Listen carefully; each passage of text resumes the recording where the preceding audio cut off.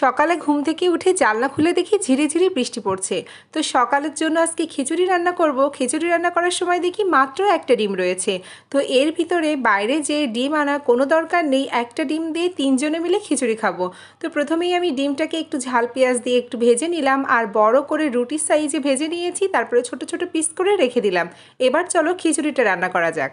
আমি হলাম একজন খিচুড়ি লাভার। সে বৃষ্টি হোক আর রোদ হোক সেটা বড় কথা না, তবে বৃষ্টি হলে তো একটা অজুহাত চলেই আসে যে বৃষ্টির ভিতরে খিচুড়ি খেতে বেশি ভালো লাগে। তো প্রথমেই কিছু পেঁয়াজ ভেজে দিয়ে দিলাম ধুয়ে রাখা চাল আর ডালটা মাত্র 1 থেকে 2 মিনিট মতো একটু ভাজা ভাজা করার পরে দিয়ে দিলাম বাটা মশলায় দিলাম গরম মশলা, জিরে আর রসুন।